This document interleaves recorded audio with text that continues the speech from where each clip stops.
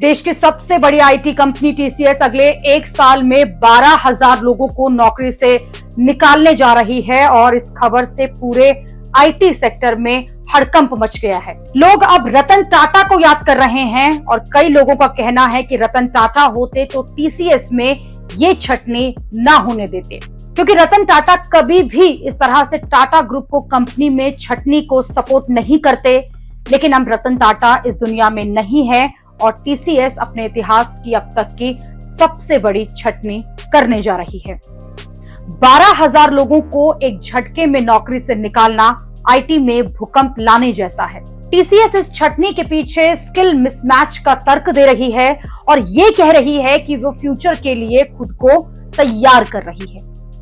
लेकिन लोग ये कह रहे हैं कि अगर इसी तरह से चलता रहा तो फिर अगले 4-5 साल और मुश्किल होने वाले हैं, क्योंकि टीसीएस ने लोगों को नौकरी से निकालने के लिए सिर्फ एआई को वजह नहीं बताया, बल्कि स्किल मिसमैच और नॉन परफॉर्मेंस की भी तरफ इशारा किया। लोग ये कह रहे हैं कि जो कर्मचारी अभी 8 या 10 साल के अनुभव के साथ काम कर रहे हैं, वो अगले 4-5 साल में 15 साल के अनुभवी हो जाएंगे। और अगर आईटी सेक्टर में टीसीएस जैसी टॉप कंपनियों की यही चाल रही तो 1 लाख के करीब सीनियर कर्मचारी जो हैं उनकी नौकरियां चली जाएंगी।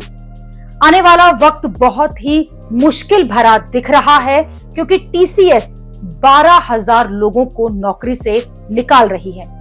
इंटेल ने 24,000 लोगों की छटनी का ऐलान किया है। माइक्रोसॉफ्ट भी 10,000 नौकरियां छीन रही है।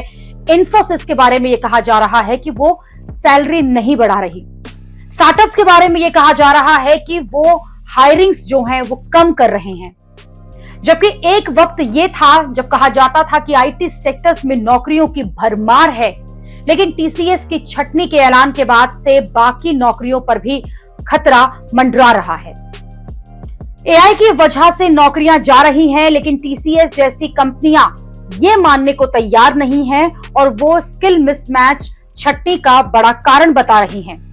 लेकिन लोग ये कह रहे हैं कि अगर नॉन परफॉर्मेंस और नॉन स्किल मिसमैच जो हो रहा है, जिसको कंपनी वजह बता रही है, आईटी कंपनियों में 20 से 30% लोगों की छटनी हो जाती और अचानक से स्किल मिसमैच को वजह बताकर छटनी कर देना, यह तर्क कहीं से भी लोगों के गले नहीं उतर रहा।